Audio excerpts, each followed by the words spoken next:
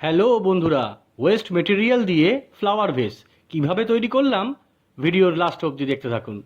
চিংড়ির মালাইকারি নাড়ু কে না খেয়েছি, নারকেলটা তুলে নিয়ে দোমালাটা ফেলে দিয়েছি। আজকে তা দিয়েই করব কাজ। প্রথমে শিরিষ কাগজ দিয়ে ঘষে গাটা করে নেব মোলায়েম।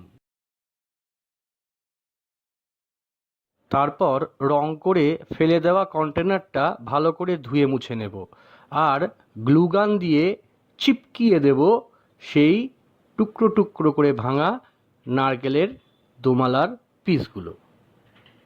এইভাবেই হোক আর যেইভাবেই হোক ঠিকঠাক করে লাগিয়ে দিতে হবে। শুধু মাথায় রাখতে হবে এজের বাইরে যেন টুকরোগুলোর না চলে যায়।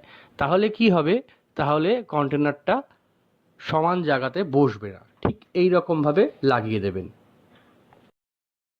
তারপর যে কোনো পেপার ডিপো থেকে ফেব্রিকের কালো কালারটা কিনে এনেছিলাম, এনে তারপরে লাগিয়ে দিয়েছিলাম পুরো কন্টেনারটাতে। ভালো করে ফিল করে নেবেন।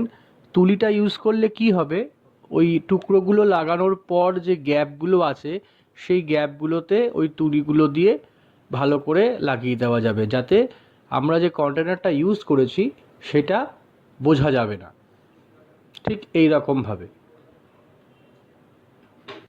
তারপর লুকসটাকে আরেকটু অ্যাট্রাকটিভ করবার জন্য গোল্ডেন কালার ফেব্রিকেরই কিনে এনেছিলাম, সেইটা আলাদা করে ওর উপরে আঙুল দিয়ে স্ম্যাচ করে করে লাগিয়ে দেবো।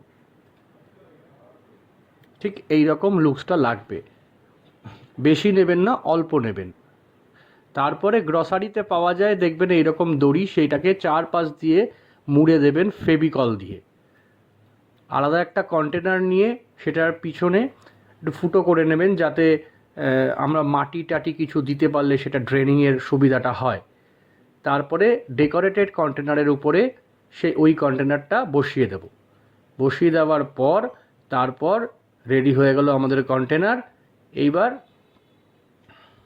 যেটুকু অংশ বাকি থাকলো উপরের, মানে যে আলাদা একটা কন্টেনার লাগালাম সেটা যেটুকু দেখা যাচ্ছে সেই কন্টেনারটাকে ব্ল্যাকিং করে দেবো।